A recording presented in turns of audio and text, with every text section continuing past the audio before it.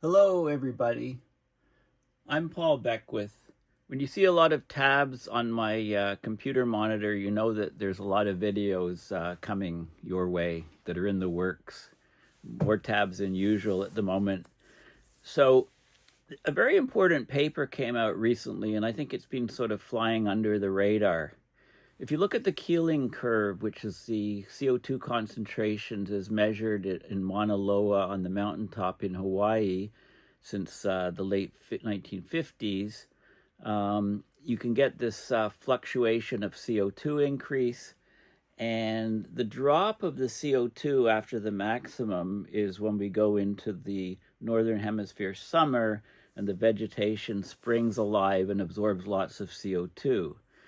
And so that drop, that drop gives you an idea as to the natural sequestration of carbon dioxide in the biosphere, mostly in the plants in the northern hemisphere. And that value is decreasing. It actually peaked in 2008 and it's been dropping since then. So this is a very serious issue, which is not good for the planet. So I'm going to talk about the Keeling curve a bit and this particular peer-reviewed paper, which has just come out very, very recently. So natural sequestration of carbon dioxide is in decline. Climate change will accelerate. So it's another factor that is causing an acceleration of climate change. Before I go into this paper, it's a fairly short paper, 3 pages. I just want to show you the Wikipedia page on the Keeling curve. So it's the graph of the annual variation and overall accumulation of carbon dioxide in the Earth's atmosphere. And the longest record, it's based on the record of continuous measurements taken at the Mauna Loa Observatory on the island of Hawaii from 1958 to the present day. It's named after the scientist Charles David Keeling, who started the monitoring program and supervised it until he died in 2005. So this is a seasonal variation, and this is the blue line is the average, and the red line is the actual data point. So it follows a cycle up on a rising trajectory as we put more and more CO2 into the atmosphere. But the drop, so once you reach the peak, the drop is because mostly of the vegetation growing in the northern hemisphere. And that drop, if you look at the drop over time, you'll see that that drop actually peaked in 2008, and since then it's been declining, which is helping to accelerate the curve even more. So let's have a look. So you can read more about the, they talk about the behavior of what's causing the drop and so on. And this is the Mauna Loa Observatory site on the island of Hawaii. And we're also measuring CO2 at all different latitudes at other stations, but this is the first one. And if you go to the Keeling curve, fortunately, it's still up. It's University of California, San Diego site. So hopefully we don't lose this data site. It would be a catastrophe. So this is interesting because this is the plot. This is where we are right now. The latest reading is 427.38 parts per million. This is a 1-week sample. Okay, that's ignoring this data point here, which reaches about 433 or so. This is probably an anomalous reading. But the nice thing is you can look at the curve for the last month. Okay, so this is the month of February, the variation. So you got the hourly average, the daily average, and the weekly average is these these open circles. You can look at 6 months, and you start seeing, the rise here and then the flattening. We can go and look at a year, and then we get this wave, right? The rise and fall. 2 years, you can get an idea of the cycle and the increase, the overall increase. This is a full record going back to 1958. Okay, the very famous Keeling curve. And we can get 1700 to present. and you can see the fluctuations here. We don't have the resolution. This is still going to be fluctuating sinusoidally, but we can't resolve it. We don't have the data to resolve it. This is over the last 2,000 years. So you can see how much CO2 has been spiking over the last 10,000 years, over the last 800,000 years, and you can see the interglacial periods, the warm periods, CO2 is higher. The cooler periods, the glacial periods, CO2 is lower. So this is the last glacial maximum here, about 21,000 years ago, and the ice was thickest. The last glacial maximum, I may have misspoke, 21,000 years ago, and this is the last interglacial period, last warm period, about 120,000, 130 to 120,000 years ago, the Eemian, and these are previous interglacial periods and previous glacial periods. And you can see the CO2 fluctuating. It fluctuated between about 180 ppm and about 280 ppm or so, but now it's well beyond that range.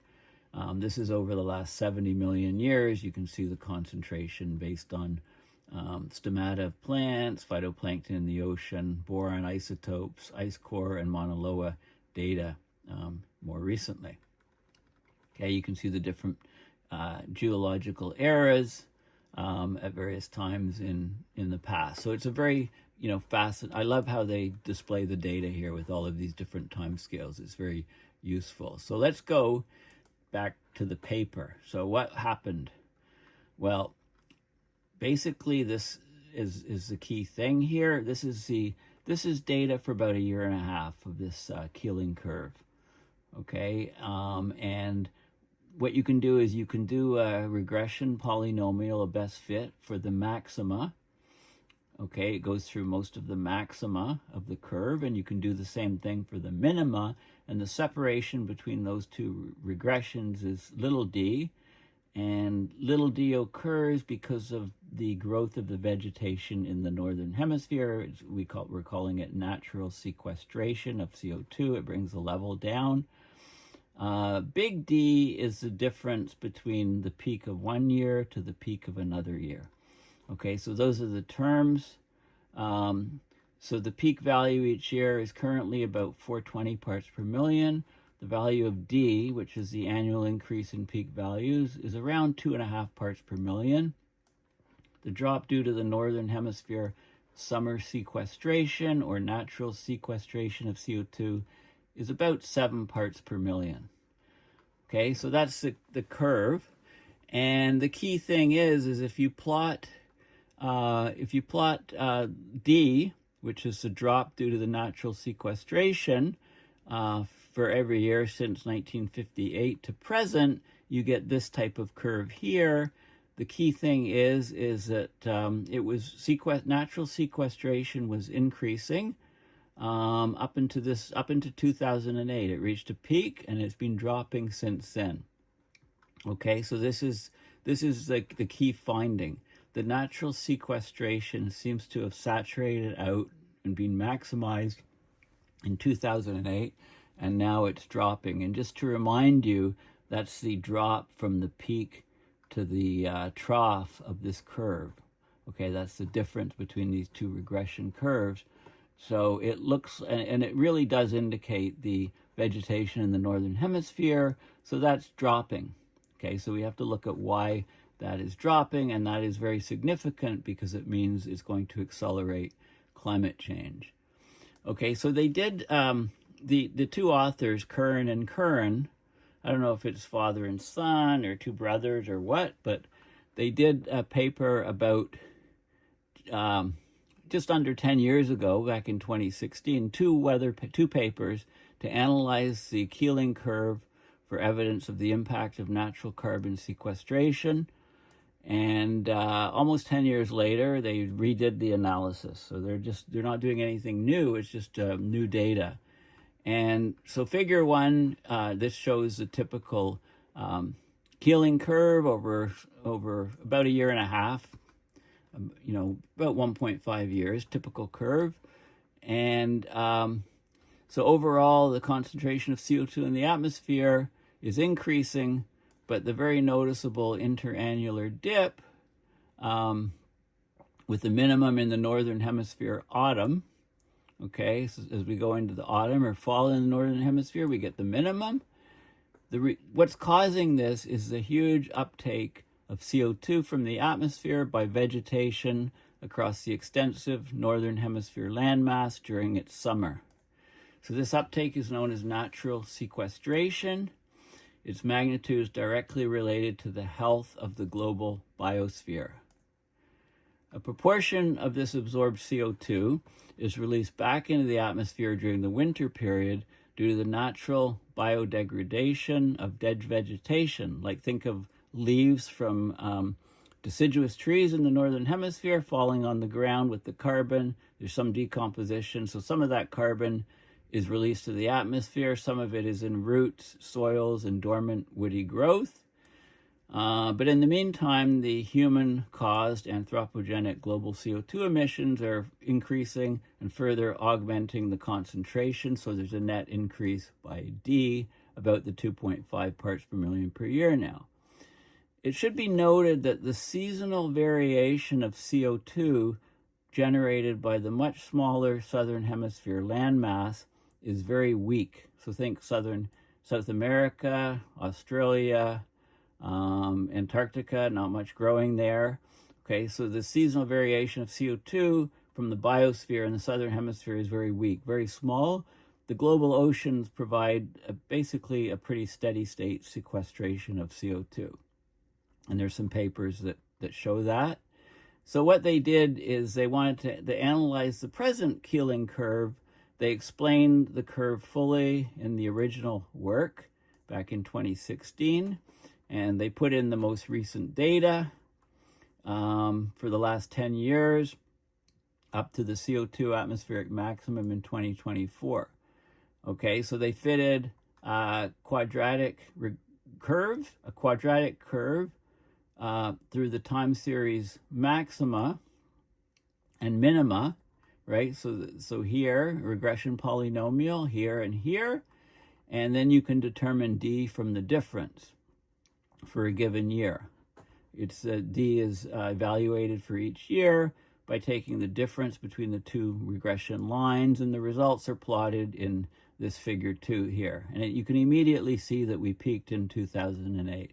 So this is a magnitude of D in parts per million, which is basically the work of the northern hemisphere plants to suck up that CO2. And so it reached a maximum in 2008, and now it's dropping. Okay, so you can then do a regression for that curve, and you can get a peak. The peak was in 2008. In the 2016 papers, they suggested that the peak was in 2006, but we can more accurately see what it is because we have more data. So this figure shows a positive gradient in the early years, around 1960, of plus 0.5 ppm per year sequestration, right? Pretty linear here, and then it decreases to the peak. Okay, so the sequestration was increasing in its annual CO2 uptake by 0.05 ppm per year, or an additional 0.8% per year. This translates into natural sequestration, potentially increasing by half over a 50-year period, but the gradient of the plot at the end of the period by 2024 is negative. Okay, so this would, so what's happening is that it's decreasing. The gradient or slope of the curve is negative here. Okay, so in a sort of, if you know, so this has a huge consequential climate impact, because you know you'd expect that the annual increment in the concentration, right, the D figure is the increase from the peak in 1 year to the peak in another year, and you'd think that's proportional to the annual global emissions. So if emissions doubled from humans, then we expect D to also double, but the atmosphere is more complex. There's many sinks in the system. The major factor is the degree of the counterbalancing sequestration, the natural sequestration provided by the terrestrial biosphere. it's still generally held that natural sequestration is increasing, but Figure 2 shows that it's not increasing. It increased up until 2008 when it hit a maximum, and now it's decreasing. So we're getting less CO2 being absorbed by vegetation on the planet. So therefore, it should be no surprise that this is going to accelerate the rise of CO2 and accelerate the rise of climate change. Basically, but people have this misconception that it's still increasing right now, natural sequestration. Although it's widely understood that it will probably decline at some point in future, the increase is due to a warming climate, which encourages more vegetation growth, especially in the subarctic. So we thought that would increase. CO2 is a plant fertilizer, encourages stronger plant growth. But now we're getting, it's not happening probably because of the availability of natural soil nutrients. That's putting some constraint on the vegetation growth. Progressive climate change can damage vegetation. Think of the wildfires, particularly in the Northern Hemisphere summer, heat waves, droughts, floods, storms, and the spread of new pests and diseases, cutting into the natural sequestration. Seasonal melting of permafrost is likely to emit CO2. So basically, these latter factors, these factors that I've just discussed, are actually predominating the natural sequestration, because we've got a peak in this curve already in 2008, and people just don't recognize it in general. So they looked at more detail through the data, and fit their polynomials, and they looked at tried to look at the, statistics, and they found that, the emissions rose by a factor of 2.5, was 8 gigatons a year to 20 gigatons per year over a 25-year period. The atmospheric concentration rose only by a factor of 2.31, so the discrepancy was 8.2, so we were getting more biosphere growth, right? More natural sequestration. But, now emissions 37 gigatons per year in 2024. And so the discrepancy is more like 25%. And, we're basically getting a failing biosphere. So they looked at, a couple different periods of data, see how much the emissions increased. Like from 2000 to 2024, emissions rose from 25 gigatons a year to 37 gigatons a year, or by a factor of 1.48. Atmospheric increments rose by a factor of 1.51, because we started getting the failure of the reduction after 2008. Okay, so you can look at it, you can analyze it in a number of different ways. The bottom line is that the biosphere in the Northern Hemisphere is just not absorbing as much CO2 as it was before. We've peaked in terms of the natural sequestration or sequestration of growth of vegetation on land in the Northern Hemisphere. And like I said, in the Southern Hemisphere, the variation of the absorption from plant material is much lower, and the oceans are pretty steady year-round. So they're not causing the variation.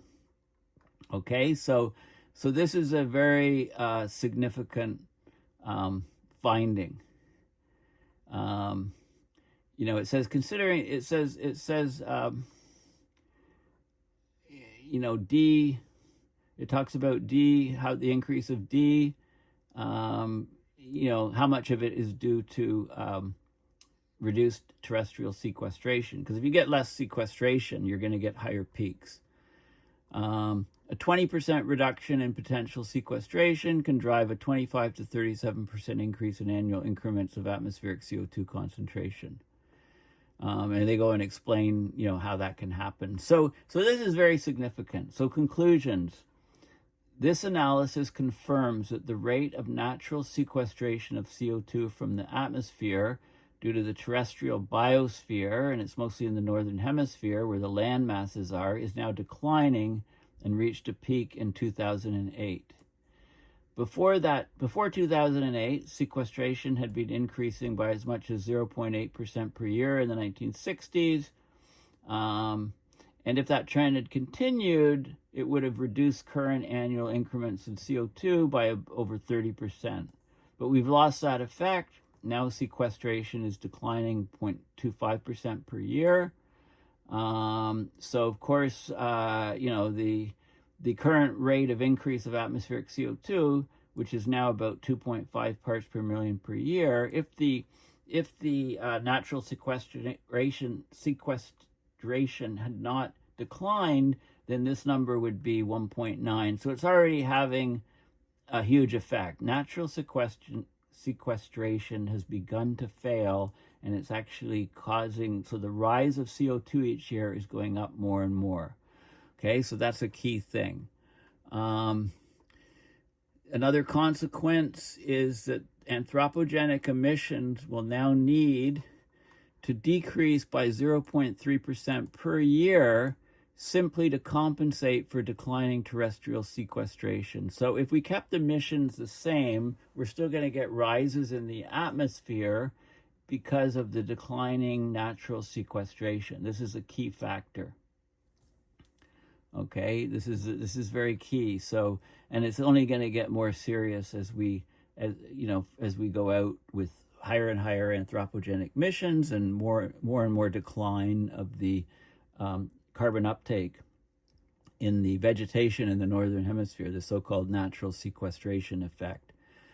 So the net result is that we're getting a further acceleration of climate change, and it's important to emphasize the close connection between the climate and nature emergencies. So the wildfires that are happening, the heat waves, anything that restricts the growth of vegetation in the northern hemisphere means that the CO2 levels are going to rise at ever rapidly faster rates. So we need to urgently rebuild global diversity to recover the associated ecosystem services, including natural CO2 sequestration.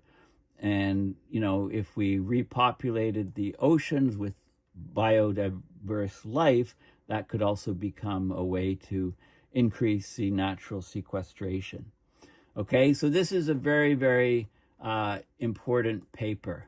Okay, so not only are anthropogenic emissions increasing from humans at faster and faster rates, but the ability of the Earth's vegetation to capture that CO2 is declining significantly since it peaked in 2008. So this means that the levels of CO2 that are in the atmosphere are increasing at higher and higher rates, and global warming is increasing and accelerating at faster and faster rates. Okay, so this is a very, very important and key paper. Thank you for listening. Please consider going to my website, paulbeckwith.net, and donating to PayPal to support my research and videos. Thanks again, and bye for now.